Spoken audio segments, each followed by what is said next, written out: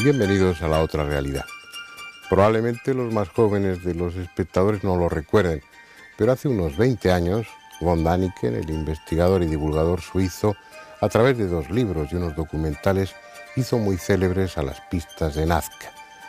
Su hipótesis de que en el pasado peruano se construyó un aeropuerto para el aterrizaje de naves extraterrestres encandiló a toda una generación.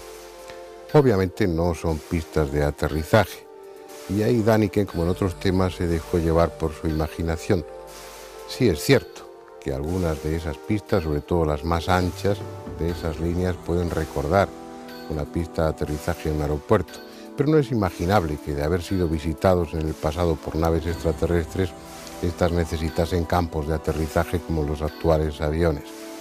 En cualquier caso, lo que no se le puede negar a Däniken es el mérito de haber despertado el interés en millones de personas por el pasado de Perú. Un pasado que es en sí mismo fascinante. Sin necesidad de recurrir a esas interpretaciones, a esas hipótesis tan fantásticas. Vamos a ocuparnos pues de las pistas de Nazca y, ¿por qué no?, de la posibilidad de que en un tiempo pasado los pueblos americanos fueran visitados por seres venidos de las estrellas.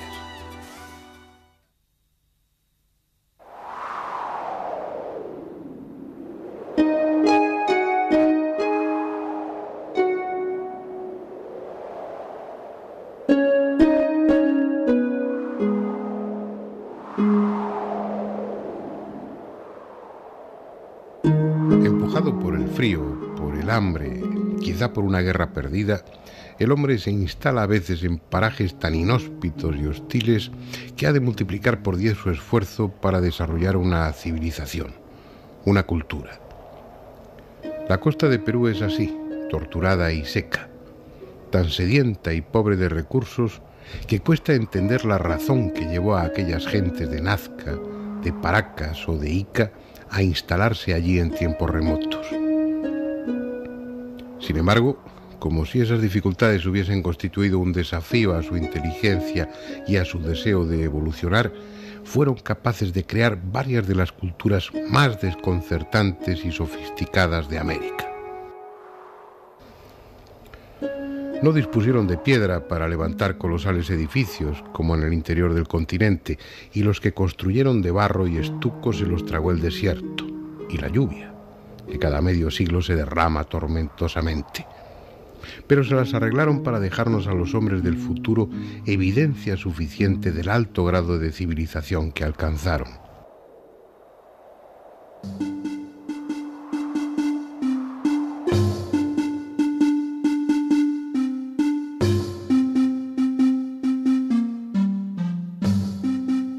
Lo hicieron a través de su cerámica policromada, en ocasiones tan delgada y dura como el cristal, o a través de los delicados tejidos con los que preparaban el fardo funerario para sus momias, tan ricos en su diseño y colorido que no tienen parangón en el resto del mundo.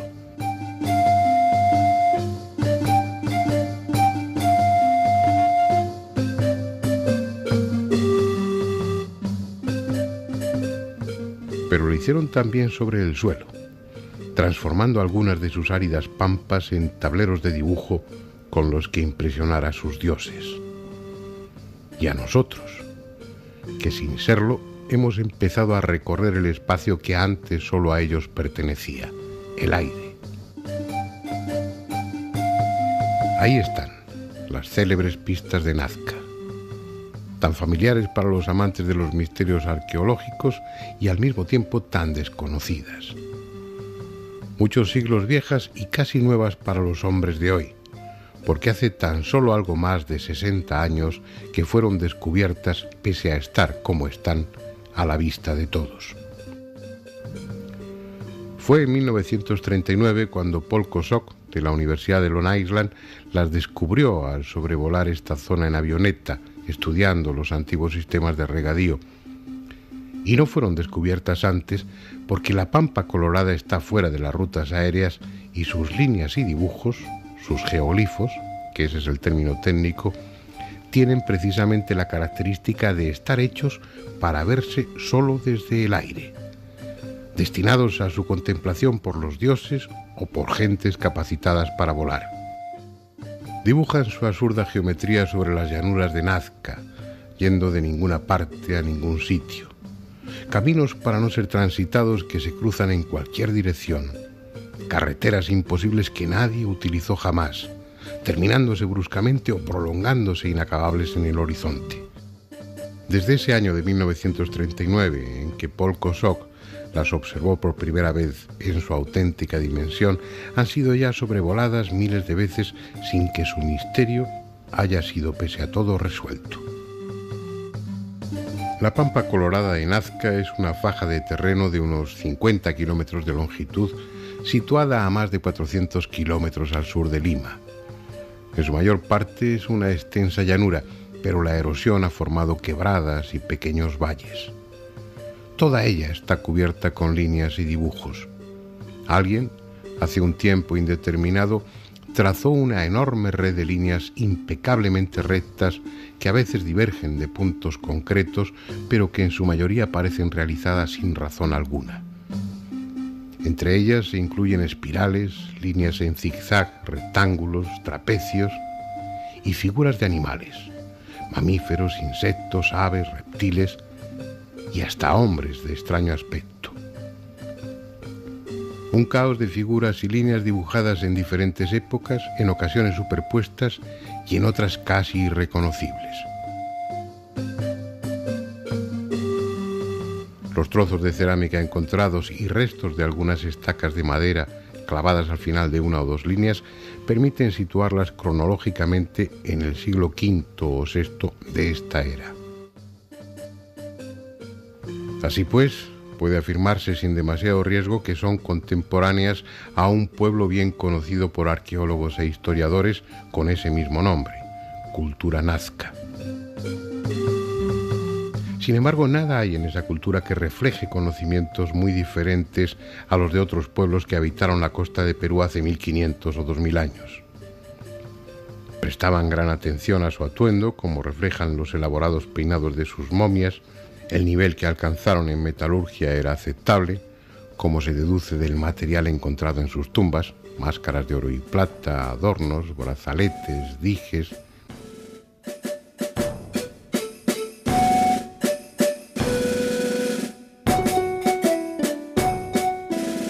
Y la técnica de momificación también era equiparable a la de las culturas próximas, bastante elemental, pero suficiente gracias a la porosidad del suelo y a la extrema sequedad del ambiente. Ni siquiera puede decirse que social y humanamente estuviesen muy evolucionados. No tenían reparo en adornar sus cinturones con las cabezas momificadas de sus enemigos, costumbre esta de la que dejaron abundante muestra en su cerámica y no pocas piezas de esas cabezas trofeo en las tumbas. Pero como veremos, tampoco se necesitaron grandes medios técnicos para realizar los geoglifos. La costa meridional de Perú tiene una línea de cerros y pequeños montes al oeste y las grandes estribaciones de los Andes al este. En medio queda una larga cuenca que durante milenios ha recibido los productos de erosión procedentes de ambos lados. Ese material, que es el que constituye las pampas encajonadas, es de tierra fina, de color claro. Posteriormente, violentos aluviones cubrieron ese terreno con otro material distinto.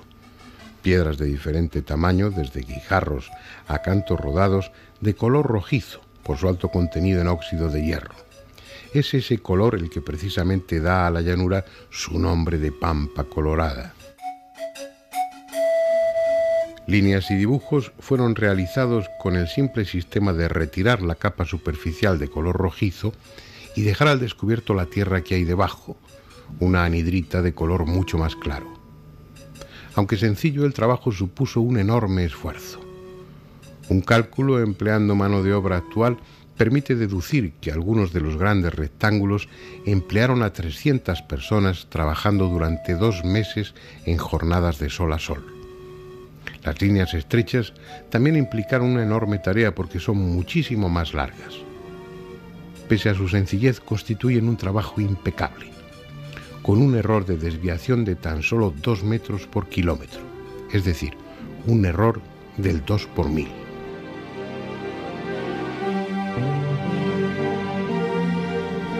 Por su parte, aunque más complejas, las figuras de animales, cuyo tamaño va de 50 a 150 metros, pudieron ser realizadas sin recurrir a una visión aérea, aplicando la correspondiente escala. Pero si sabemos con poca posibilidad de equivocarnos cuándo y cómo se hicieron, el por qué, la razón de tanto esfuerzo, sigue siendo un misterio.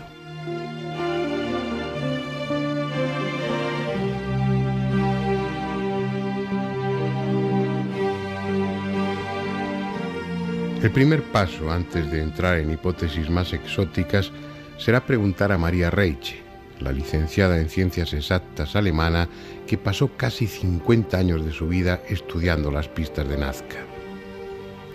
Ya no está, murió no hace mucho tiempo, pero en mi archivo guardo algunas de las entrevistas que le hice a lo largo de los años en el hotel de turistas de Nazca, donde el gobierno peruano había dispuesto para ella una habitación permanente.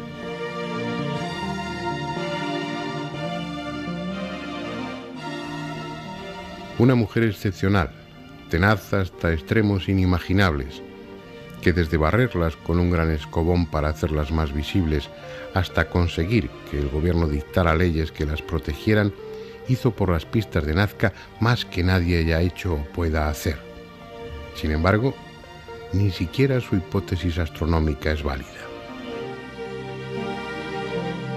En 1967, el Instituto Smithsoniano encargó al astrónomo Gerald Hawkins un estudio de la posible relación de las líneas con la posición de las estrellas.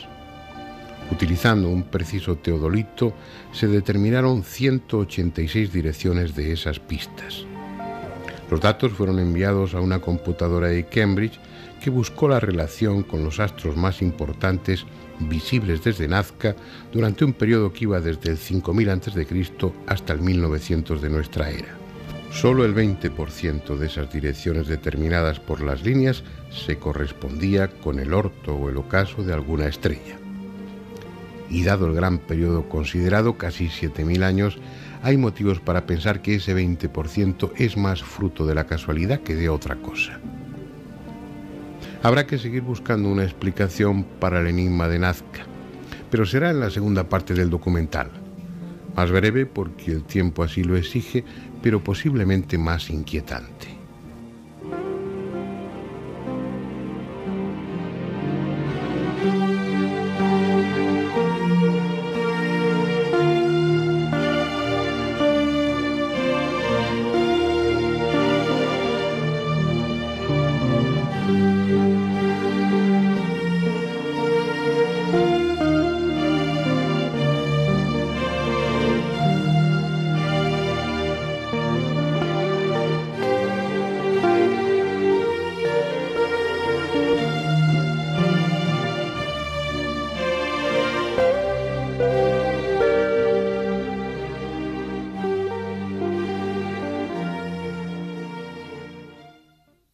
Y para hablar del tema tenemos una serie de invitados esta noche que conocen bien las pistas de Nazca, que conocen bien las culturas sudamericanas y que van a aportar su experiencia y sus opiniones al respecto. Comenzando por mi derecha, Pablo Villarrubia, que ha estado en estos coloquios en alguna otra ocasión. Él es brasileño, es un periodista especializado en temas extraños, vamos a decirlo así, y que conoce muy bien América. La ha recorrido en gran parte y ha escrito muchos artículos sobre esas culturas desaparecidas. Si vamos a hablar de un tema como es el pasado peruano, pues lo lógico es tener aquí con nosotros a un peruano, en este caso Edgar Bedoya. Él es abogado, máster en periodismo, pero bueno, es un profundo conocedor también de las viejas culturas de su país y en concreto Nazca es un lugar que conoces. ¿Has vivido allí incluso? Nazca representa pues, una parte importante del Perú, conjuntamente pues, con todas las reliquias históricas que hay. Y por supuesto, vivir en el Perú llama muchísimo la atención, aquellas líneas, aquellas pistas tan grandiosas, y por supuesto sí, lo he seguido con mucho interés. Bueno, ahora hablaremos de todo ello. Iker Jiménez, que es director adjunto de la revista Enigmas, periodista, también especializado en en los temas extraños, que hace pocos meses has estado también en Nazca, has estado pateando aquella zona y bueno, viendo los últimos acontecimientos, las últimas noticias al respecto. Y Andrés Aberasturi, al que cuando no está echamos mucho de menos. No me extraña. Yo también y tú no has estado en Nazca porque hay que ir en avión. Mientras claro, yo no hubiera aprovechado las pistas de Nazca ni cuando tuvieron algún fin. Bien, lo que es evidente es que las pistas o las llamadas pistas de Nazca están ahí, en la Pampa Colorada y extendiéndose aún más a otras zonas. También está claro que son visibles desde el aire. Desde los cerros cercanos, pues uno puede tener una idea aproximada, pero es evidente que eso no está hecho para contemplarse a ras del suelo, sino desde arriba. La primera pregunta o el tema a debatir inicialmente sería ¿para qué se hicieron, en vuestra opinión, esas pistas, esos geoglifos, que sería el término correcto? Venga, ¿quién abre el fuego? Bueno, puedo empezar a decir... Estás en tu casa, Edgar, y no te dejes cohibir por estos periodistas, tú también lo eres, así que... Bueno, se está derramando últimamente mucha literatura al respecto. Hay pues una serie de estudiosos que intentan explicar. Por otra parte también están las versiones de los vecinos, de los moradores de aquellas zonas, y de todos, pues en todos los centros escolares también se narran pues leyendas o historias pues recogidas por historiadores peruanos. La causa es algo que, bueno, pues como todos los enigmas del mundo, hay hipótesis, ¿no? Y como decía pues un escritor, como por ejemplo JJ Benítez, hablaba sobre las hipótesis, lo que hacen es arrojar unos rayos de luz, pero no iluminan en su integridad para dar conocimiento a ello. Podemos comentar pues muchas explicaciones al respecto, ¿no? Por ejemplo, en la época antigua, a finales del siglo XV, pues ya se recogieron pues algunos datos, ¿no? Pero el primer trabajo importante, una hipótesis de trabajo, pues es la que recoge Luis de Monzón. Luis de Monzón pues hace referencia en sus crónicas a que recoge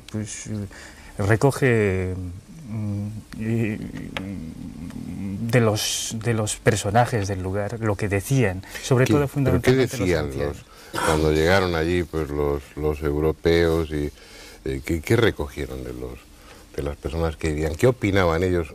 ¿Sabían que existían las pistas de Nazca o no lo sabían, no se les había olvidado?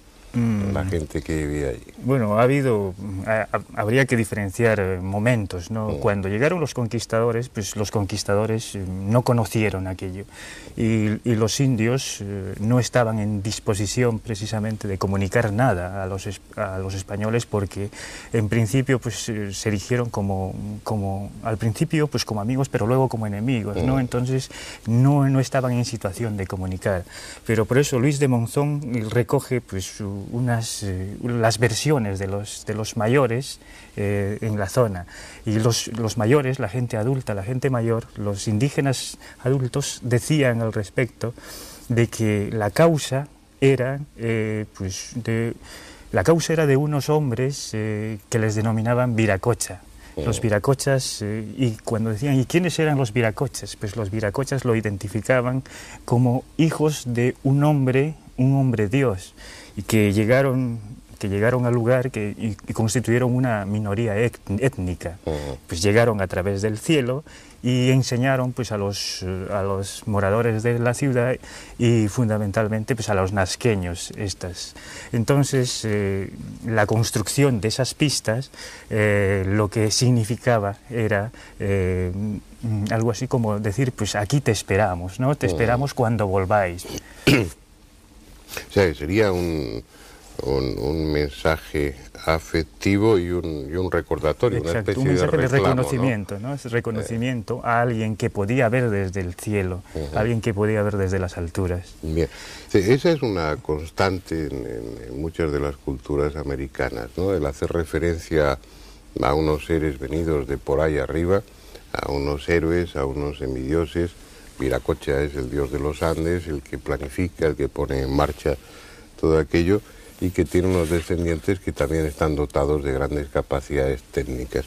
¿Hasta qué punto, cuando hablamos de eso, pensáis que es pura mitología o que realmente se está aludiendo de una forma más o menos adornada a hechos auténticos? ¿Hasta qué punto habría que dar, cuando uno habla de las pistas de Nazca, es justo reconocer que gran parte de su popularidad se debe a von Däniken y aquellos libros y aquellos documentales que hizo? Pero él sugería una hipótesis descabellada, que cualquiera que va allí puede comprobar. Eso no pueden ser pistas de aterrizaje ni lo han sido nunca. Pero sí está claro que parece haber una vinculación con alguien venido de por ahí fuera. ¿Dioses fabricados por el hombre, pura mitología, pura religión? ¿O creéis que se está aludiendo a hechos reales? A la visita tendrían que ser de otro planeta, aunque cueste así decirlo, porque hace unos cuantos siglos no había nadie que pudiera volar aquí en esta tierra. ¿Se estaría hablando de hechos o se estaría hablando de pura religión, de pura mitología? Don Fernando, hay una hipótesis muy curiosa, y bueno, surgió a principios de los 70 o a finales de los 60, esta teoría, bueno, que fue además, se hizo después un vuelo, de que los incas o los pre-incas que habitaban esa región, más bien, conocían técnicas de vuelo en globo, o sea que podrían construir unos globos primitivos y desde esos globos podrían trazar, o sea, orientar, ¿no?, estas líneas. Y eso me parece un aspecto muy interesante. ¿Serían estos quizás los hombres que vinieron del cielo? Hombres que dominaban no creo que vinieran en un globo, ¿no? Un globo. Pero yo seguí, es un tema que a mí me ha apasionado, pues como a vosotros también. El ser más viejo tiene la ventaja de que hace más años que me vengo apasionando del tema. Esa hipótesis que luego se llevó a la práctica, se construyó incluso un globo. Un prototipo, ¿no? Sí. Y no sé de qué universidad norteamericana eran quienes lo hicieron. Pero eso lo único que demuestra es que los antiguos habitantes de la Pampa Colorada, los antiguos habitantes de Nazca, podrían haber construido un globo, únicamente porque los materiales estaban ahí, tampoco hace falta mucho, en definitiva era un globo de aire caliente. Pero eso no quiere decir que lo hicieran, ni mucho menos. Exacto. Tampoco también estaban en situación técnica, pues de construir relojes, y no los construyeron, como había relojes aquí hace pues unos cuantos siglos que funcionaban perfectamente, eran muy rústicos, pero veían el tiempo. Y no, pienso que eso no... Además que no tiene sentido. Estamos hablando de una cultura que no surge de una forma aislada, y brusca, sino que tiene toda una tradición. Junto a las pistas de Nazca está la cerámica de Nazca, por ejemplo, además es prodigiosa, muy bonita. No hay representaciones de globos en ningún sitio, que hubiera sido algo muy importante dentro de una cultura, ¿no? El poder remontarse en el aire es algo de lo que tendría que haber quedado constancia.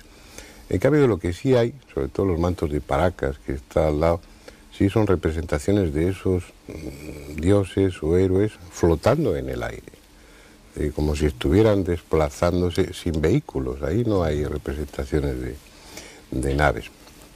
Pero bueno, he interrumpido tu discurso. Y lo que quiero es que habléis vosotros, no yo, venga. Se te va Andrés, ¿qué haces? ¿Te pones ahí a leer una revista mientras estamos aquí debatiendo?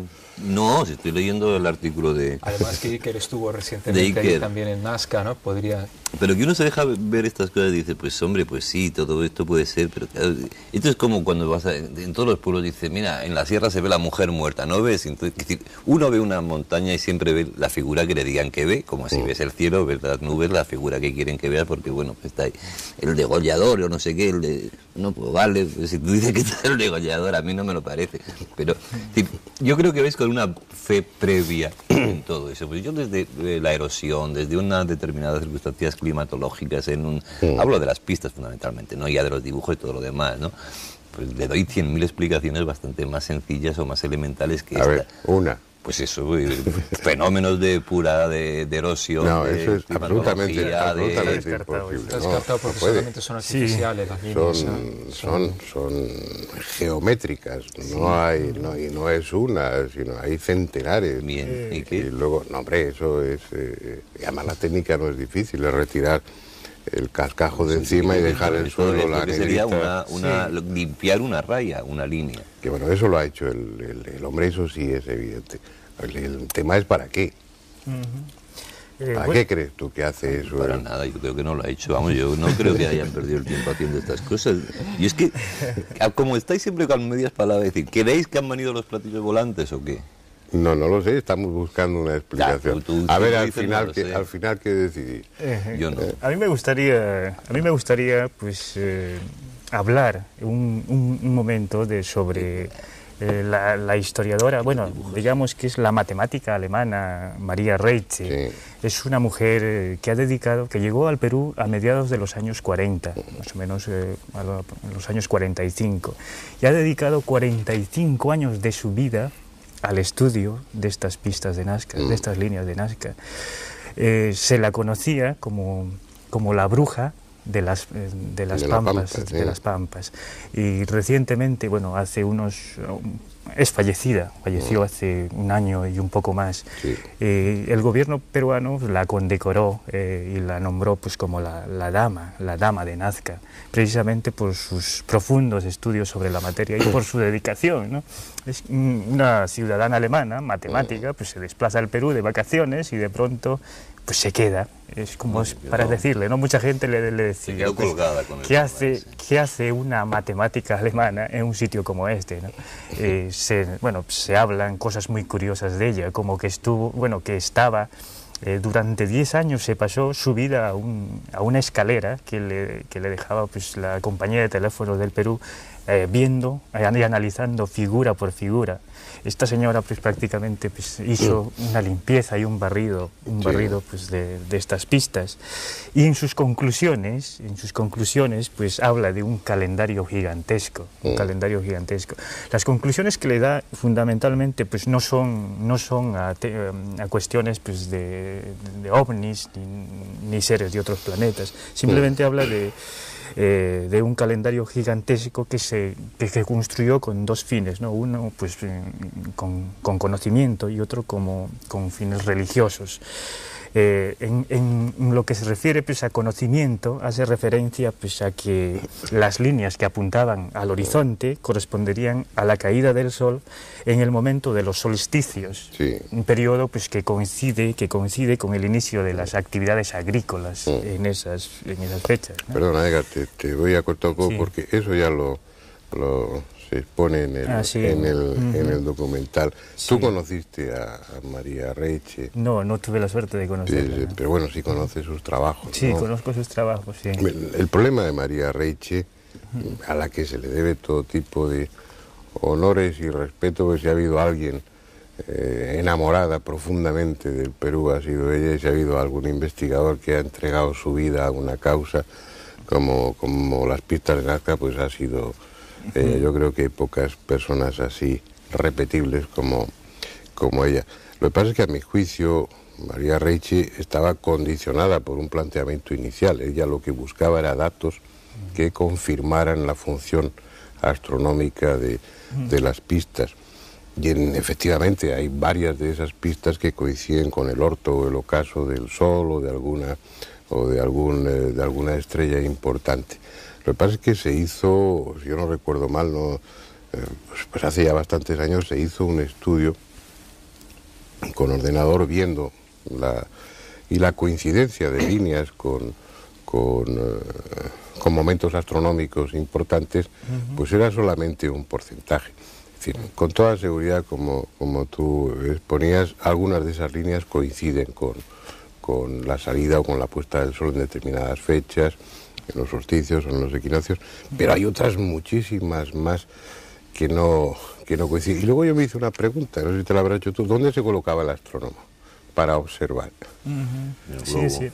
En el globo. Sí, es cierto, tiene muchos detractores, ¿no? Fundamentalmente, pues, respecto a ello, aunque eran amigos, decían ser amigos, por ejemplo, JJ Benítez. Sí, no, yo he estado con María Reche en muchas ocasiones y hemos hablado mucho sobre el tema, y ella era una mujer magnífica, pero era de piñón fijo, como decimos, que ella tenía un criterio y no quería saber nada más de otras posibles interpretaciones, y todas las objeciones que se le podían hacer y que no se le hacían, pues obviamente por respeto y porque bueno, ella estaba en su derecho y con elementos de juicio suficiente para opinar lo que quisiera, pero las razones en contra de su tesis, pues bueno, no las prestaba atención, no era muy... Sí, por supuesto. Pero podemos hablar también... Perdona, Iker, no, yo, si me lo permites, Fernando, igual voy a discrepar un poco con Andrés. Está viendo dibujos y yo creo que... Es que sois fantásticos poniendo pie. Dice izquierda, el astronauta saluda al cielo. Arriba, las escafandras, y son dibujos absolutamente infantiles, típicos de esas culturas. Que, hombre, tú quieres ver aquí una escafandra, pues no. Pero vale. probablemente yo voy a discrepar con Andrés, si me permites, esas palabras, ¿no? Porque dice, que popularmente estas figuras... se les llama así, no porque lo sea. Perdona, Fernando, estas figuras que él dice que son erosiones, resulta que tras 40 años de investigación son patrimonio de la humanidad. No hay otras en el mundo como estas. No, he dicho las figuras, las hablaba de las pistas. Bueno, claro, es que yo también te hablo de las figuras, ¿no? Que hay dibujos muy curiosos. Pero si me permitís, yo pondría un poco de misterio en el asunto. Estamos hablando de un tema bastante serio y yo creo que sí que es misterioso, ¿no? Hablabais de una profesora alemana que lleva ahí 40 años investigando. Nos imaginamos a esa señora de pelo blanco subir las escaleras, midiendo las pistas. Pero tienes razón, Fernando, yo pienso, al menos en mi corta experiencia ahí en Perú, que tenía unas ideas muy concretas, ¿no? Unas ideas que era demostrar el científico que tiene su idea preconcebida y quiere demostrarlo. Sin embargo, lo que es cierto es que María Reche, algunas figuras que sacáis en ese reportaje vuestro, hay algunas figuras desconocidas por completo, que se pierden pampa colorada abajo, en territorios apenas casi vírgenes o muy poco visitados, y que son figuras, Fernando, muy extrañas. Tú las has podido ver. Son figuras que no tienen nada que ver con animales, con pájaros, son figuras, como dice el amigo Andrés, que se ríe del astronauta y demás, pero son figuras que los... Me río de la interpretación que tú dices, que es el astronauta saludando como en plan torero, en plan Curro Romero, saludando a la posteridad, tío.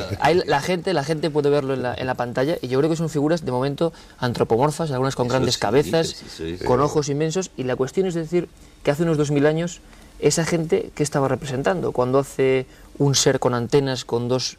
Yo ni sé si es extraterrestres o no lo sé, pero es curioso que en unas montañas de Perú parezcan estas figuras que no tienen nada que ver con animales, no tienen nada que ver con pistas. Y lo más curioso, Fernando, que esta señora alemana que trabaja 40 años no nos cuenta que están ahí, sino que se descubren casi por accidente después, ¿no? Ella no se metía en otras interpretaciones. Ella descubrió una de las funciones de las pistas Nazca, que es que algunas de esas líneas coincidían con momentos astronómicos. Ella, por supuesto, entendía, conocía el tema mejor que nadie, que había muchísimas más líneas que no coincidían con... Bueno, pero al coincidir, estas cuando menos tienen una función astronómica, una función calendárica, para medir ciclos, lo cual también es lógico. Es decir, si estás haciendo algo para que se vea desde arriba, ya sea para comunicarte con los dioses o con marcianos, pues no solamente estás llamando su atención, sino que estás marcando determinados momentos, determinados hitos para señalar, para computar cuándo son sus visitas o cuándo se van a repetir. Tiene una función también para medir el tiempo, entre otras muchas, no es sorprendente. Tú te coges la Gran Pirámide, pues su función no es la de ser un calendario, pero sin embargo está perfectamente orientada, alineada y está marcando momentos astronómicos importantes. Eso hasta en las catedrales pasaba, en determinados momentos la luz que entra por una ventana, por una vidriera, pues dan... Es decir, el que hubiera una función astronómica en esas pistas no quiere decir que fueran un observatorio, sino que es una de las muchas funciones que podrían tener. Aceptado. Tenían una función astronómica algunas de las líneas, pero eso no justifica, y además, yo se lo decía a ella, pero ¿para qué montar toda esa historia? Si lo que se busca es una alineación para determinar pues el punto del horizonte por el que aparece o sale el sol en una fecha determinada, es que lo marca con 2 piedras. No tienes más que con 3 si quieres para precisar más. No tienes que trazar líneas a veces de decenas de kilómetros, algunas de ellas son tremendamente largas. Has dicho una cosa muy importante, o sea que yo diría que es el punto clave de la cuestión de las líneas de Nazca, es que ellas solo pueden ser vistas desde determinada altura, o sea, fueron hechas para ser vistas de lo alto. ¿Qué suponemos a partir de eso? Que realmente o existía alguien que estaba allí arriba mirando esas líneas, o que servía a alguien que estuviera allá arriba. Ahora, ¿allá arriba dónde? ¿Y quiénes estaban allá arriba? Ahí volvemos, podemos retomar el tema también de los mapas de Piri Reis, los famosos mapas del almirante turco, ¿no? Que muestran la Tierra desde una perspectiva, supuestamente, ¿no? Lo que he leído, no sé si eso es cierto, no he podido averiguar a fondo el tema, desde una perspectiva como si fuera un satélite, ¿no? Que hubiera tomado o por lo menos visto, ¿no? La Tierra, y de ahí entonces el cartógrafo turco hubiera dibujado el mapa del planeta Tierra a partir de esa perspectiva. O sea, podemos hablar entonces de una tecnología en el pasado, desde la órbita terrestre, o entonces de un plano más bajo, pero aéreo, ¿no? Dentro de nuestra atmósfera, que pudieran, o sea, gente que pudiera contemplar, ¿no? Estas líneas, seres inteligentes a que hablamos, ¿no? Y para que ahora queda ahí la cuestión, ¿con qué objetivo, ¿no? Esa gente que estaba ahí arriba observaba esas líneas o le servía de algo esas líneas? Yo creo que la clave está ahí, o sea, en la posición, cómo fueron, o sea, de dónde se ven estas líneas. Tenemos que buscar la respuesta por ahí, me imagino. La cuestión, Pablo, es que lo que es extraño realmente es que, vuelvo a redundar, ¿en qué demonios pinta un personaje de 70 metros de altura, con esas grandes cabezas, y que además tú, Fernando, que conoces bien la mitología y los dioses interpretados en figuras cerámicas, no hay ese tipo de dioses? Yo admito que haya dibujos religiosos, ¿no? Es decir, que estos seres, estas personas hace 2000 años representaron mensajes para sus dioses. Me parece más lógico que incluso que pistas y demás historias. Pero lo que sí me parece curioso es que hay algunos personajes muy concretos, que yo no les llamo el astronauta, que lo llaman allí astronauta, les ponen nombres. Y su séquito. Y su séquito. Realmente estos son como fuera de catálogo, ¿no? Están ahí de repente, nadie sabe por qué. Claro. Y a mí lo que me parece raro es que había, no voy a hablar de conspiración ni mucho menos, pero sí es cierto que yo hablaba con los pilotos y una cosa es lo que ve pues la gente que vaya a Nazca, ¿no? Y le pasan pues el colibrí, la ballena, no sé qué, las figuras típicas y además bastante tranquilizadoras, ¿no? Y dan una explicación oficial. Aquí están las figuras que nuestros antepasados crearon. Sin embargo, yo recuerdo perfectamente, por ejemplo, a un piloto, José Zabaleta Estrada, que me dijo, mira, pues yendo esos montes para allá donde ni siquiera circulan las avionetas, y pude ir con él al final, hay otras muchas figuras que ni siquiera se han catalogado, que ni siquiera han salido en publicaciones y que rompen esas teorías, porque son figuras de seres humanoides que están ahí mirando al cielo, yo no sé qué explicación tienen, pero que rompen todo lo que se ha dicho hace 45 años sobre estas líneas, y es lo misterioso realmente, ¿no? Porque unos kilómetros más allá hay algo de lo que no se habla. Hombre, lo que pasa, ahí hay dos aspectos, a mi juicio, importantes. Uno, que está claro, que están hechas para ser vistas desde el aire, ya sea por seres hipotéticos, los dioses, o por seres reales que volaban. Uno ya puede escoger una de las dos hipótesis. Otro punto importante, a mi juicio, es que hablamos de las pistas de Nazca porque en la Pampa Colorada hay una extraordinaria concentración de todo ese tipo de geoglifos, de líneas, espirales, dibujos de insectos, dibujos de animales, realizados magníficamente. No digo que no estuviera al alcance de ellos, se hicieron pruebas y se demostró que trabajando a escala así se puede hacer eso. La técnica, además, como conocéis bien, es sencilla porque es apartar la capa superficial, que es de color ocre, y queda debajo pues un terreno que es rico en anhidrita y es mucho más claro. No tenían problema para hacerlo. Pero es un diseño tan elegante, tan ahorrando tantas líneas, están hechas como cuando uno traza dibujos sin levantar la punta del lápiz del papel, ¿no? Bueno, eso tampoco es sorprendente porque esos pueblos tenían unos criterios estéticos peculiares pero extraordinarios. Pero no puedes aislar la Pampa de Nazca, la Pampa Colorada, del resto de la cultura que había en esa zona y más al sur. Si tú sigues en esas montañas, pues en efecto hay otras representaciones, pero es que te vas un poco más al norte y se meten en el desierto de Cucaje, llegan también. Pero es que te vas al sur y toda la zona norte de Chile tiene geoglifos de otra factura, con otro estilo diferente, pero con exactamente con la misma función. Solamente se pueden ver desde el aire. Y ahí sí que parecían todavía ser más explícitos porque había flechas señalando direcciones, porque había muchas representaciones de seres también extraños. Pero si nos basamos solamente en la forma, podemos caer en el mismo error de Däniken. que terminaba viendo astronautas, pues en todo lo que... Esto parece un astronauta. Y a lo mejor pues lleva una mochila con el oxígeno y lleva además... Y es porque el hombre nos había tomado el trabajo de estudiar esa cultura, de ver la simbología, de ver los aspectos religiosos y de ver el resto de la iconografía de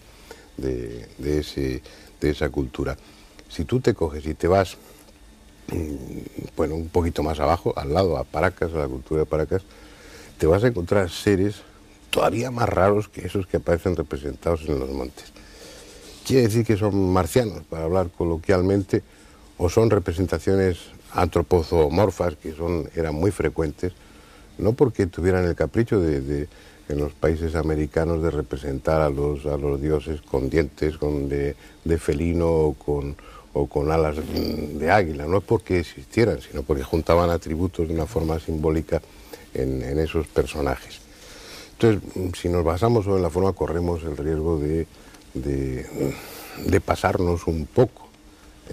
Si hubieran tenido realmente contacto físico con seres de otro planeta, y esos seres de otro planeta, respondiendo a la imagen que tenemos de ellos, eran distintos, los habrían representado en vasijas, los habrían representado en tela, los habrían representado de mil maneras distintas. Y ahí están esos hombres alados, ¿no? Que, pero lo que es más probable, pero son hechos aislados y que sí, pueden, simbólicamente tienen otras explicaciones. Lo más probable es que los hayan representado, pero no nos llama la atención en sus representaciones porque eran iguales que nosotros. Eso es lo más, la cultura, bueno, pues que seguramente conocemos un 5%, un 3% de lo que fue aquella cultura, que efectivamente fue una cultura refinadísima, que fue una cultura que llegó a unos extremos de sabiduría, de conocimientos, de astronomía y tal, y dejó esto que forma parte de algo que desapareció y otras cosas que han quedado. Entonces, lo bonito es meterse lo bonito... Lo que es divertido es empezar a explicarse, pues no, pues tampoco te tienes que explicar. Las calzadas romanas, si las descubrieran dentro de no sé cuánto, pues unos señores que hicieron unas calzadas romanas porque estaban muy puestos en la ingeniería. Pues si les parece bien a ustedes, vamos a ver la segunda parte del documental y luego continuamos el coloquio.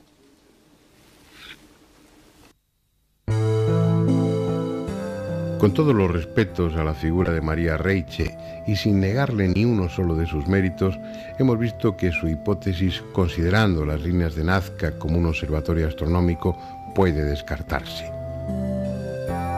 Era una idea sugestiva, que encajaba con los esquemas arqueológicos más conservadores y que fue apoyada por muchos, quienes incluso veían en las figuras de animales trazadas junto a las líneas un equivalente de las figuras del zodiaco en la astrología clásica. Pero si no tienen una función astronómica, ¿para qué están ahí? Entre el gran público, muchos creen que son lo que parecen, pistas de aterrizaje.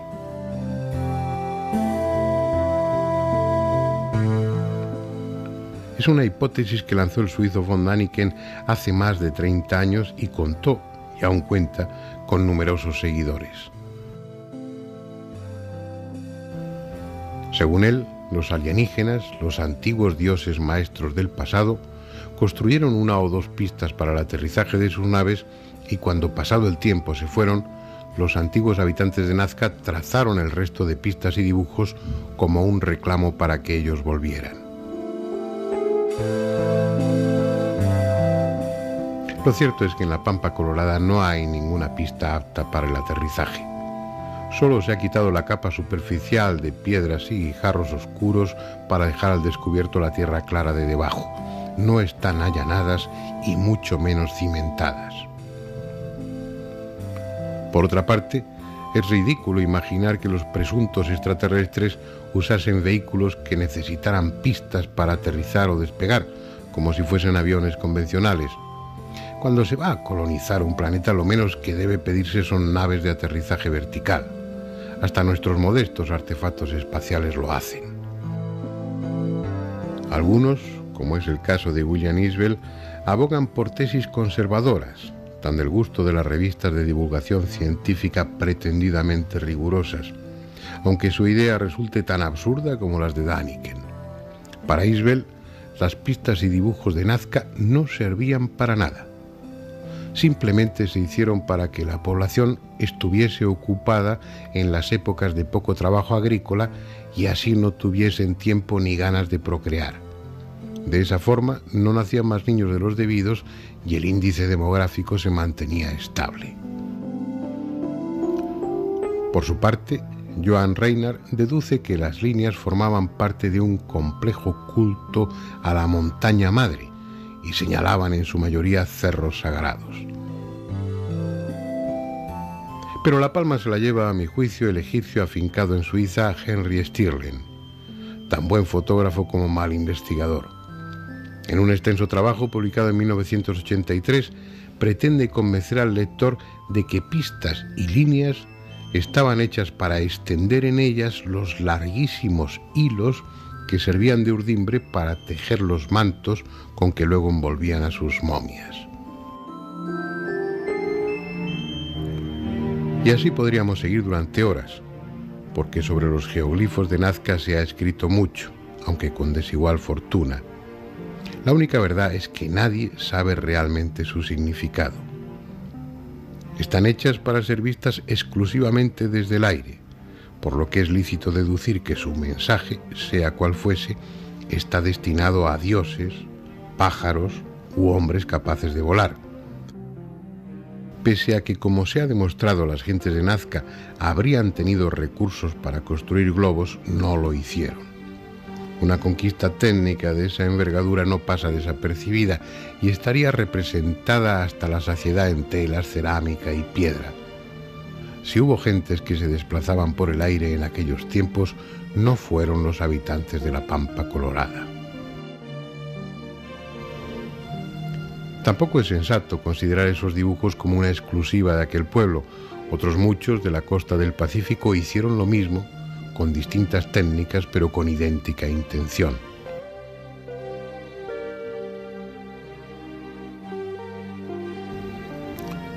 No muy lejos está el mal llamado Candelabro de los Andes, en una ladera de la costa, en la punta Pejerrey, visible desde el mar y desde el aire. Es como el emblema de una cultura, una especie de estandarte que marcase los dominios de un imperio ya olvidado. Mide 183 metros en su parte más larga y las líneas que lo forman tienen 5 de anchura y apenas 50 centímetros de profundidad. Las brumas, cargadas de sal, lo protegen con una fina costra. Y como nunca llueve intensamente, puede llevar ahí 1000 años o 10.000. Pero aunque no sea candelabro ni esté en los Andes, parece innegable que guarda relación con las vecinas pistas de Nazca. Quizá la clave se encuentre oculta en los extraordinarios mantos de Paracas, otra cultura de la misma zona, en esos tejidos de medidas descomunales realizados con una técnica hoy imposible. Hay representada toda una mitología indescifrada en la que abundan extraños seres voladores. Habrá que hablar de esa cultura, de esos mantos y de las extrañas criaturas en ellos representadas, pero no en esta ocasión.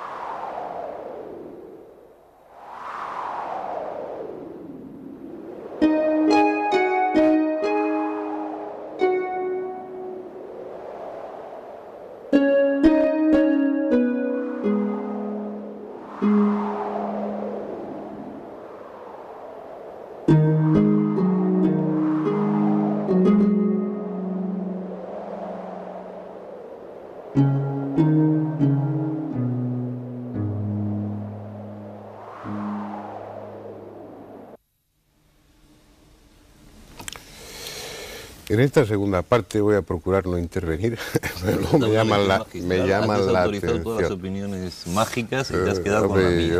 Debéis entender, y también ruego a los espectadores que lo entiendan, que uno tiene temas ante los que está especialmente sensibilizado. Las pirámides y la cultura maya, son dos cosas que te fascinan. Sí, en este caso, pues también las pistas de Nazca. No todo Sudamérica en general. Me interesa mucho, pero voy a callarme, aunque digáis cosas con las que no esté de acuerdo, los protagonistas sois vosotros.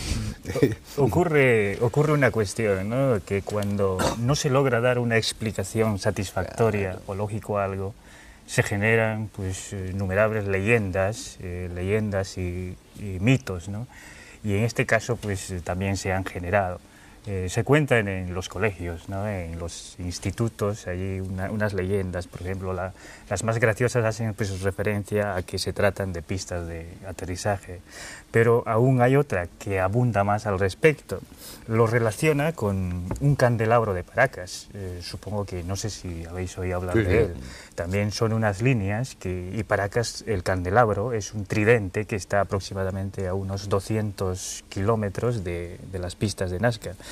Y la leyenda dice que el tridente era un aviso para que los ovnis que llegaban al Perú, para que desaceleraran, para que aminoraran su velocidad y así pues tenían como orientación para aterrizar ya fácilmente en las pistas de Nazca.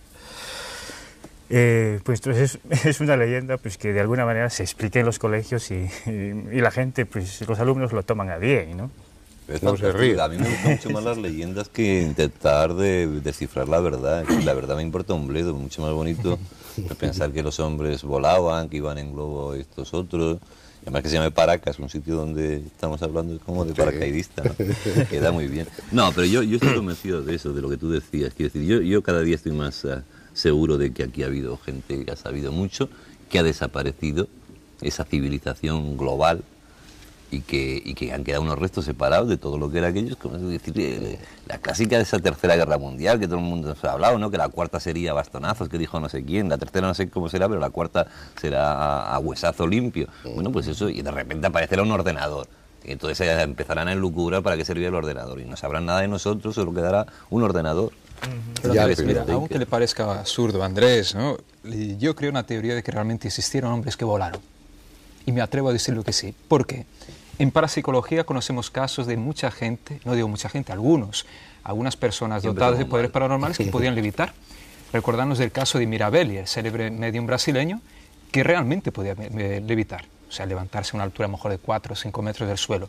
Ahí ya no hablamos de alturas tan elevadas, ¿no? Altitudes tan grandes como las de, a lo mejor, de Nazca.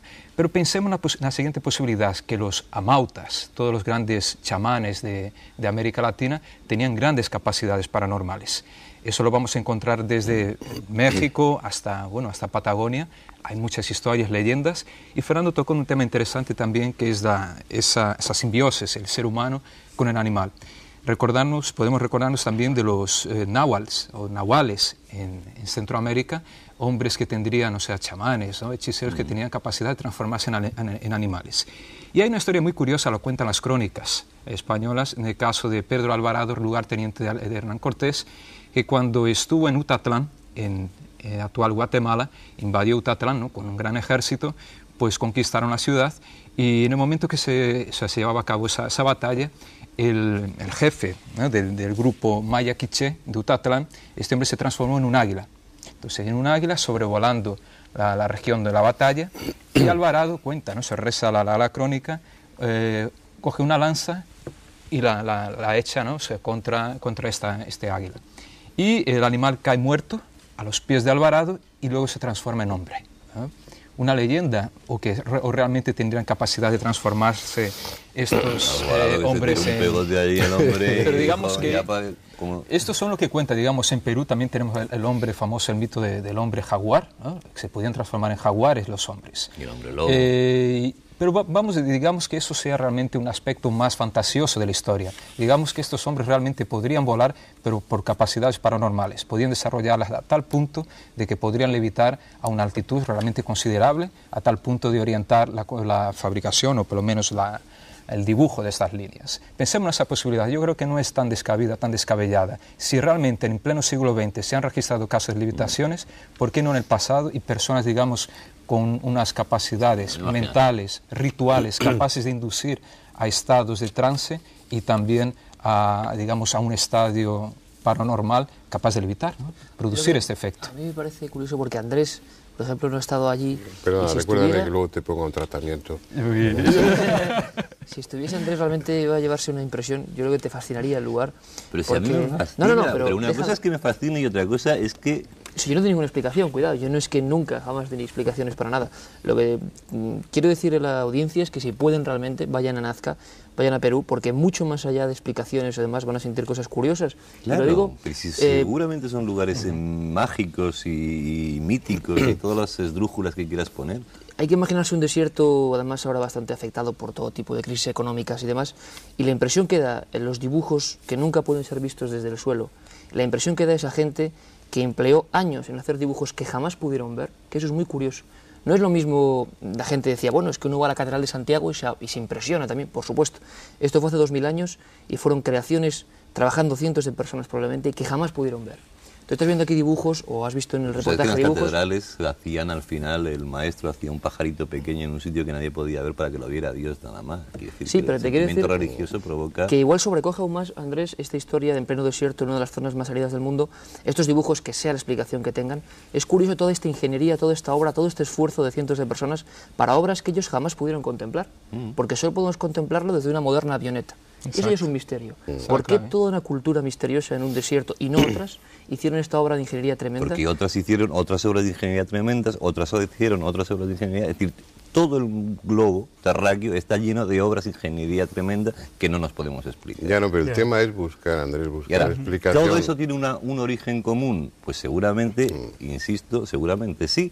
Seguramente es una civilización anterior, la famosa Atlántida, que algún día hablamos aquí. Bueno, seguramente, o algo parecido a eso, no necesariamente. Pero claro, imaginarme yo el desierto ese.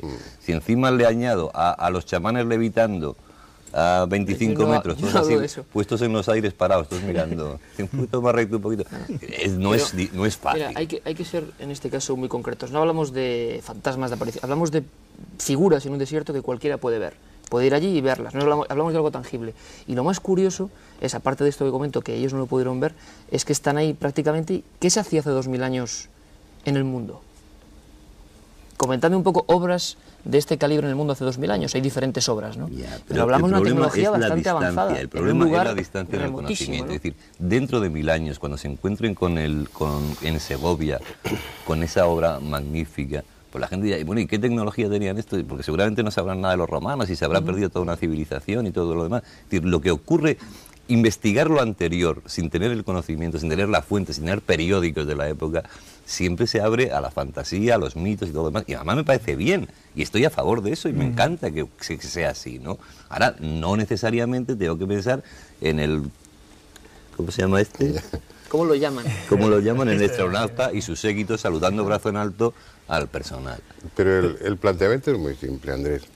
Es partir de una realidad que observas ahí, a la que tienes que buscar una explicación, que tal vez no encuentres. Pero como sugiere Pablo, pues hay que recurrir a todas las hipótesis posibles y considerarlas. Lo primero que uno hace cuando investiga estos temas es descartar o ver si son descartables las hipótesis convencionales, las normales. Lo primero que se pensó, bueno, que podrían ser canales de riego. Inmediatamente se vio que eso no era posible porque tienen apenas unos centímetros y no tiene ningún sentido aquello. El trabajo de los investigadores, de los especuladores en este caso, y especular también es muy lícito, claro. Es eso, es tratar de imaginar para que no sabemos, ninguna de las conclusiones que se saquen aquí pues van a ser válidas, pero sí estamos aquí para dar hipótesis. Yo creo que hay un hecho fundamental que crea gran confusión, ¿no? El hecho es de que nos encontramos, cuando viajamos al Perú, y pues vamos a conocer a los indígenas que se supone que son descendientes de los incas, gente que no sabe nada, gente, pues, digamos, de analfabetos. Entonces, lo que lleva precisamente a esa confusión es gente que sabía muchísimo hace 1000 años o 2000 años y gente que no sabe nada ahora. Entonces, por eso comentabas, Andrés, le decías, si probablemente dentro de 1000 años llegaran y vieran aquello, pues entonces ya nos sorprendería, porque ya hay una relación de que la gente de ahora sabe. Ya sabemos que saben, pero allí nos encontramos con gente que no sabe nada, que son analfabetos, directamente pues, descendientes de los indígenas de aquella época, ¿no? Entonces, digo de no intervenir, pero es que no tengo más remedio, ¿no? Me obligáis. Yo te diría, Edgar, que ni los de ahora ni los de antes tampoco sabían. No sabían. El conocimiento, me refiero a que ahora tu pregunta estás hablando de un nivel cultural bajo y de desconocimiento de todo aquello por parte de una gran parte de la población. Exactamente igual, hace 1000 años, 1500, 2000, porque el conocimiento no era algo que estuviera repartido a la población, el conocimiento estaba limitado a la casta sacerdotal, que eran los únicos que realmente... Ahora han cambiado aparentemente las cosas gracias a los medios de comunicación y hay muchos libros, y no pasa tanto como entonces, pero ten la seguridad de que en esas épocas, en América y en Europa, el conocimiento estaba limitado, estaba reducido y además custodiado ferozmente por las castas sacerdotales, que eran los que realmente sabían el porqué. Y el pueblo, todos los curritos de a pie, lo que hacían y lo que hacíamos era, pues bueno, lo que nos decían. Nos juntábamos ahí no sé para qué, en la fecha que el sacerdote decidía, pero ellos eran los que tenían el conocimiento. Sí, en ese aspecto sí tienes razón, ¿no? Por ejemplo, el imperio incaico, había una etnia, una casta, que eran los orejones, por ejemplo, que eran los directamente descendientes de los incas. Y luego estaban los amautas, que habían estudiado con los orejones, digamos, y habían aprendido, que eran los que enseñaban pues, la arquitectura, la medicina y todo, ¿no? Y los que practicaban en aquel entonces, pues... todos estos adelantos. Entonces, a lo mejor fenecida esta clase, entonces desaparecieron todos los conocimientos. Podría ser. Y la cuestión sería de dónde provienen esos hombres, o si eran de la Tierra, o si eran extraterrestres. El tema que estamos quizá también, Fernando, lo que ocurre con las pistas de Nazca es que no estamos hablando solo de un caso concreto, sino de un país en general, de una comarca que tú conoces bien, que está llena de misterios. Igual también se contagia un poco, porque es un misterio más. Las pistas de Nazca es un misterio más que casi engloba con lo que tú hablabas. Tú hablabas un poco, Andrés, de una extraña tecnología o de una gente... Claro, es que uno va a Perú... ¿no? Antigua, desconocida, desaparecida. Va a Perú unos kilómetros más arriba prácticamente y se encuentra con otras obras de ingeniería misteriosas, curiosísimas, que tú bien conoces, como las construcciones ciclópeas estas de Hexaguamán, a miles de metros de altura, en condiciones de oxígeno terribles, sin conocer prácticamente la rueda y perfectamente... Es decir, eran arquitectos que quizás sorprende mucho el estado actual del país en general, y bueno, que hubiera estos tremendos científicos, porque al menos para hacer esas construcciones era muy curioso. Perú es un país plagado de misterios de este tipo, de construcciones que dices, caramba, ¿cómo estos tíos a 4500 metros hicieron estas murallas gigantescas, estas construcciones terribles, estos templos? Y yo creo que es todo una amalgama también, ¿no? Bueno, pero eso también lo puedes extender, no hablo ya de Perú, que como otros países actuales de América tienen un pasado maravilloso, incomprendido en muchos aspectos, parcialmente conocido generalmente, detrás del que había una técnica y sobre todo unos conocimientos científicos de quitarse el sombrero, a nivel de astronomía, de matemáticas, de medicina, y también, como decía Pablo, de técnicas de introspección. Hablamos de los sacerdotes, y los sacerdotes no era gente que se dedicara a oficiar en las ceremonias, era gente que se pasaba su vida preparándose y que tenía un conocimiento de los recursos de la mente como no podemos imaginar, pues como podrían tener algunos místicos aquí en Europa o como pueden tener algunos hindúes. Es decir, era gente dedicada a eso. Pero aparte de esas circunstancias, es que si hay una constante en ese reclamo hacia seres de arriba, lo hay en Europa, lo hay en Estados Unidos, te encuentras con otras características, con otra técnica, con otra morfología, pero te encuentras, pues desde el caballo blanco de Hutchinson, no sé exactamente cómo se pronuncia, pero vamos, en Inglaterra hay varios ejemplos, en Estados Unidos también lo hay, figuras que solamente se ven desde el aire, como hablábamos también en el norte de Chile. Hay un reclamo o una llamada de atención o algo, y la cuestión dirigida hacia seres superiores, la cuestión es si estamos hablando de dioses sin más, es decir, entidades fabricadas por el hombre, puramente metafísicas, o estamos hablando de seres de carne y hueso, aunque su carne y hueso sea otra sustancia ajena a la nuestra. Y esa es la cuestión. ¿Por dónde os inclináis? Yo me inclino evidentemente por dioses metafísicos, claro, por la necesidad que tiene el hombre a partir del miedo, del asombro, de ver todo lo que ocurre, de buscar una solución a eso. Bien. Y de, evidentemente los dioses están arriba y los demonios están abajo, porque de arriba viene la lluvia, la luz, el día, el sol, y de abajo vienen las tinieblas. Es una hipótesis sumamente razonable. Entonces, la función, ¿para qué harían esas cosas? ¿Para qué trazarían esas pues en la primera tormenta que vieron, porque yo me imagino siempre al primer hombre en la primera tormenta, en la primera noche de los tiempos, ¿no? El tío que de repente ve que aquello se empieza a oscurecer todo, que empiezan a caer unos rayos que no sabe lo que es, porque ahora es muy fácil entender una tormenta, pero imagínate. Entonces, naturalmente, el pánico que les entra y empiezan a hacer peticiones y empiezan a crearse dioses, pero tú ya te he contado yo esta historia miles de veces. Empiezan a crearse dioses, entonces para calmar la ira de los dioses, que es una frase típica y tópica de las películas y todo lo demás, pues entran desde las cosas inverosímiles desde nuestro punto de vista, porque no tenemos las fuentes de donde era. ¿Esto qué significa? Pues seguramente algo de eso, alguna razón tendrá, pero no una razón extraterrestre. ¿Por qué no? Pues porque yo no me la creo. Es una hipótesis de trabajo. Claro, pero con hipótesis de trabajo no se puede admitir todo. Nada aquí, ni Ike, claro, ni yo, nadie. O sea, pero es una hipótesis que tenemos que tener en consideración. ¿Por qué es tan sorprendente esa hipótesis? Me pregunto pero, yo. Pues porque ya te lo he dicho miles de veces. El día que bajen en el centro del pueblo y me digan hola, buenos días, somos los extraterrestres que estamos dando la paliza desde hace 200.520 años, porque ya me contarás desde cuándo están, según las teorías, dando la paliza a los extraterrestres, entonces ya diré, pero vosotros tenéis algo que ver con lo del Perú y con lo de las pirámides. Pues sí, fuimos nosotros. Ah, bueno, pues encantado, mira, me habéis quitado un peso de encima. Mientras tanto, ¿cómo era lo que tú inventaste? Que se vayan a hacer cósmicas puñetas. Pues bueno. que se vayan a hacer cósmicas puñetas. Yo no tengo por qué acudir cada vez que no sé algo a los extraterrestres. Acudo a la ignorancia y punto. No, bueno, simplemente eso. Es muy curioso que, bueno, yo no sé si hay extraterrestres o no los hay, pero lo cierto es que en la pampa de... Yo no sé si creo o no. Sí. No. Y no lo sé, vamos.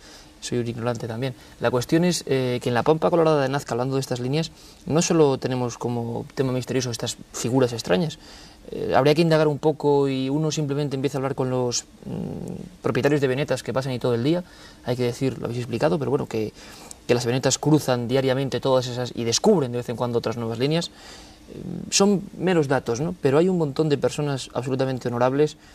Hablando con ellos, yo recuerdo, intimando un poco con algunos de ellos, me contaban algunas experiencias que están ahí, yo no sé cómo calificarlas, pero francamente sobrecogedoras, ¿no? En Nazca ha habido varios accidentes, hubo uno hace un par de años donde murieron varias personas, y se tomaron unas medidas diferentes, se hicieron rutas concretas, pero antes cada uno volaba por donde quería, iba, y varias personas, varios pilotos me contaron experiencias, entre comillas, ovni, vamos a llamarlas así, realmente fascinantes, ¿no? Desde haber sido perseguidos, incluso Luis Muguerza, uno de los pilotos, de haber sido perseguido por una especie de disco, él llamaba así, plateado. Él me juró por sus hijos que no creía en nada de esto y seguía sin creer. Pero él dice, yo te puedo jurar que ahí estaba ese objeto, que me persiguió durante varios minutos por las pistas de Nazca, que hay un montón de compañeros que también lo han visto, pude entrevistar a varios de ellos, y era una cosa prácticamente común. Los pilotos de las líneas de Nazca, cuando se adentran en algunos lugares, han visto estos objetos. ¿Qué son? Yo ahí no lo sé, mira qué curioso, pero al menos es un misterio más dentro ahora de ese lugar, ¿no? Mira, la conexión que hay entre zonas arqueológicas y el fenómeno ovni, aparentemente, ¿no? Porque tenemos el caso de los crop circles, ¿no? O sea, los círculos de los campos de trigo de Inglaterra. Fíjate qué curioso, vi una foto de Colin Bloy, me parece, que habían sacado una foto aérea de uno de estos círculos cerca de Stonehenge, o sea, del círculo megalítico de Stonehenge se había formado, como, bueno, de la nada, surgió de la nada un círculo muy detallado, muy perfecto, o sea, una serie de círculos, ¿no? Con figuras geométricas muy curiosas. Y muchos de estos círculos surgen justamente en la zona megalítica de Inglaterra. O sea, la conexión entre supuestamente fenómeno ovni, porque nadie comprobó hasta ahora que realmente fueron los ovnis que hicieran estas formaciones circulares, ¿no? Con una zona arqueológica en concreto, claro. Es muy curioso. Y lo mismo puede pasar también en Perú o en otras regiones del planeta. Ten en cuenta que sin irnos más lejos, en España mismo, aunque sería otro tema más largo, pero relacionado con la arqueología y estos fenómenos raros, desde hace siglos hay crónicas que cuentan las historias de esas luces populares o bolas de luz, no hablamos de platillos ni nada, sino bolas de luz que parecen tener un comportamiento inteligente y que siempre están muy cercanos a yacimientos arqueológicos funerarios muy concretos, ¿no? Entonces quizás también, tú bien sabes, Fernando, que toda la zona de Nazca está repleta de huacos, pero no quiero hablar, ¿no? De huacos, de momias, de cuestiones funerarias que están ahí, ¿no? Y también como al igual que en España, en un montón de, se podría hablar de eso, de relación entre esos yacimientos y esas luces, en Perú también hay esos testimonios. En Costa Rica a mí me gustaría, pues estamos dejándole intervenir poco a Edgar, ya queda muy poquito tiempo de programa, pero me gustaría saber qué opináis los peruanos de esta especie de invasión interpretativa que hacemos otros sobre vuestro pasado. Si eso lo compartís en alguna medida, si os molesta un poco que los investigadores busquen, no sé, un pasado tan exótico y tan extraño al Perú, o lo compartís. Se comparte, fundamentalmente porque en el Perú, digamos, no existe una dedicación de las personas hacia lo que ya tiene, ¿no? Prácticamente el peruano ha nacido con misterio ya, ¿no? Ha nacido con misterio y con sufrimiento, dado su historia, ¿no? Entonces, pues acepta de buen grado a los historiadores y otras personas, de hecho los grandes descubridores de los antepasados peruanos pues son extranjeros. Entonces, sí, lo que de alguna manera pues hacen es crear, como comentábamos, ¿no?, una serie pues, de hipótesis, pero de todas maneras el peruano se inclina muchísimo más, de que inclusive, pues, bueno, se inclina mucho sobre que se trata de ovnis, de extraterrestres. De hecho, últimamente está surgiendo una corriente de que en las montañas, por Junín, y en las montañas también de Nazca, hay personas que tienen contacto, dice, y no son personas, digamos, que de alguna manera pues, se dude de ellos, ¿no?, sino son pues, estudiosos de la materia. Incluso un sacerdote pues, decía que tenía pues, relaciones con seres de otros planetas. Y bueno, pues se acepta, digamos, se acepta la situación y se ve venir, como dices, ¿no?, a ver pues, hasta dónde nos lleva esta situación. Yo creo que eso quedaría muy bien para terminar, y que enlazaría un poco con lo que comentaba Andrés. Allí se contempla con más naturalidad esa hipótesis, porque es que el fenómeno ovni allí es muy frecuente, mucho más frecuente que aquí. Ahora mismo, además. Es que, bueno, no es algo que transmitan las agencias de noticias, porque ya no es noticia el fenómeno ovni. Pero te coges los periódicos, la prensa de Perú, y bueno, la cantidad de avistamientos ovni es mucho mayor porcentualmente que la que pueda ser en este momento en Europa. Entonces, planteas una hipótesis exógena, un origen exógeno de todo eso, teniendo ese otro elemento actual también exógeno como son los ovnis, bueno, pues cuesta menos. En fin, volveremos la semana que viene con otro tema. Procuraré hablar menos porque luego me critican y se meten conmigo. Pero en cualquier caso yo creo que ha sido muy interesante contar con nuestros contertulios de hoy, y los tendremos en alguna otra ocasión si se dejan, ¿no? Pues hasta la semana que viene, entonces.